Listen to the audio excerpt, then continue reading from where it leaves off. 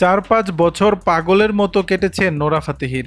বছর জুড়েই আলোচনায় থাকেন বলিউড অভিনেত্রী, ড্যান্সার নোরা ফাতেহি। কখনো কাজ, কখনো বা ব্যক্তিগত জীবন নিয়ে খবরের শিরোনামে উঠে আসে তার নাম।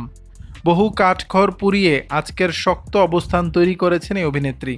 সম্প্রতি ভারতীয় গণমাধ্যম বোম্বে টাইমসের এক সাক্ষাৎকারে ব্যক্তিগত জীবনের নানান বিষয় নিয়ে কথা বলেন নোরা ফাতেহি।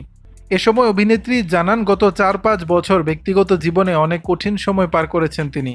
এই আলাপচারিতায় আপনাকে নিয়ে যদি কোনো ডকুমেন্টারি তৈরি করা হয়, জীবনের কোন সময়টা তুলে ধরা কঠিন হবে জানতে চাইলে জবাবে নোরা ফাতেহি বলেন, গত ৪-৫ বছর, এ সময় আমার ব্যক্তিগত জীবনে অনেক কিছুই ঘটেছে যা সবাই জানে না।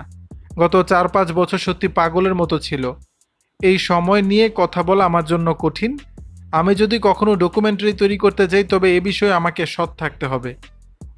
তবে ব্যক্তিগত জীবনে ঠিক কী ঘটছে তা নিয়ে টু শব্দও করেন না নোরা ফাতেহি, বরং এই বক্তব্যের পর তা নিয়ে রহস্যের দানা বেঁধেছে।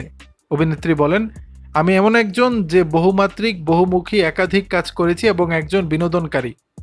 আমি নোরা ফাতেহি হিসাবে নিজের ব্র্যান্ডকে শক্তিশালী করেছি।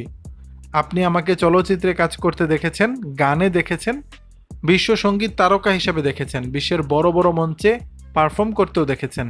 প্রসঙ্গত, আইটেম গানের পাশাপাশি অভিনয়ে সরব হয়েছেন নোরা ফাতেহি। চলতি বছর মুক্তি পেয়েছে তার অভিনীত 2টি সিনেমা। দর্শক, বিষয়টি নিয়ে আপনাদের মতামত জানাবেন নিচের কমেন্ট বক্সে।